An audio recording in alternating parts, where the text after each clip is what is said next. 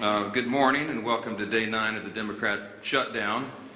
We give you a daily update here to just talk about what's happening and where we see things headed. Joined here by our leadership team and of course Chairman Mike Bost, who will talk with you about the pain that's being inflicted on veterans in particular. He runs that committee. I just want to summarize everything this morning as I've been doing on some interviews earlier today. This morning, Americans are watching a remarkable split screen. Two things happening simultaneously, and there's a rather stunning contrast between the two. On one screen, you see President Trump and Republicans delivering for the American people. You see President Trump and Republicans cutting taxes for hardworking American families. You see us ending the border crisis, ending the crime crisis. You see us eliminating fraud, waste, and abuse in government, and now resolving violent conflicts around the world. What President Trump achieved yesterday, was announced last night, is a truly historic foreign policy achievement. I mean, it cannot be understated. We should give a whole press conference just about that. The deal that he struck between Israel and Hamas will achieve incredible results, not just for that region, but for every peace-loving people around the world, everyone around the world. He's going to bring the hostages home. 2 years they've been in captivity.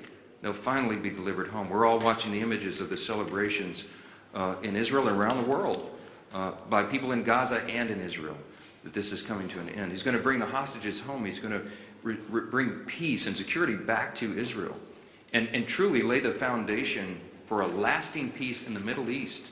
This is a goal and an objective that's been stated by presidents and politicians and policymakers and people around the globe for generations. And President Trump has the strength and the vision and the resolve to do it. He's the only president who could have, as has been demonstrated. And look at the other side of the screen. So that's all going on one side of the split screen. Now look at the other.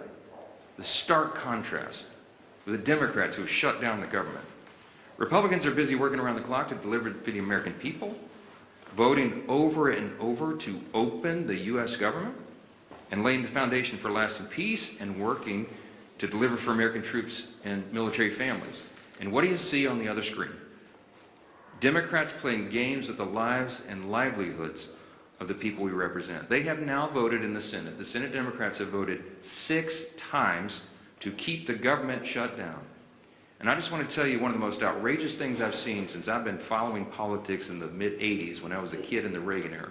Chuck Schumer did an interview last night and bragged, this is what he said, quote, he had the audacity to say, quote, every day of this shutdown gets better for us, his party.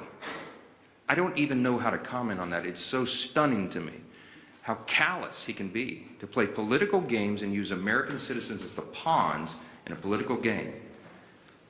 We're in day 9. The consequences of this Democrat shutdown are very real, and he can mock it and he can pretend like it gets better for him. It doesn't. It doesn't get better for the country. Right now, half our civilian federal employees are on furlough. Real, vital, critical services that American citizens in all categories rely upon are halted. And when we talk specifically about our military, right now service members, military personnel at home and abroad, as well as Border Patrol agents, TSA, air traffic controllers, they're all working without pay. I was on C-SPAN this morning on that program they do in the morning where American citizens call in. They have a Republican line, a Democrat line, an independent line. One of the callers called in and she was so upset. She's a young military mother. And she has 2 special needs children as she told her story. In tears, she's so angry, and so am I, that their services are being delayed. I mentioned here at this podium last few days, I mean, I have a big military district in Louisiana's 4th District. We have Fort Polk in Barksdale Air Force Base, lots of airmen, lots of soldiers. Many of them are deployed right now, defending your freedom around the world. And they've left their young families at home. They live paycheck to paycheck, many of these service members. And this is not a game. Chuck Schumer thinks it is. He says, quote, every day of the shutdown gets better for us. What the heck is he talking about? All of us on this side, we're kept up at night. This is a sad situation, and we've got to get through it. Almost 3 weeks ago, just by way of quick review, the House did its job. We did the responsible thing. We passed a clean, continuing resolution, no frills, nothing to it, 24 pages, bare minimum, to keep the lights on, so that Republicans and Democrats can do their work, and get together and do this job, to deliberate and negotiate and go through the process that Congress does on everything all the time. to work on all these issues.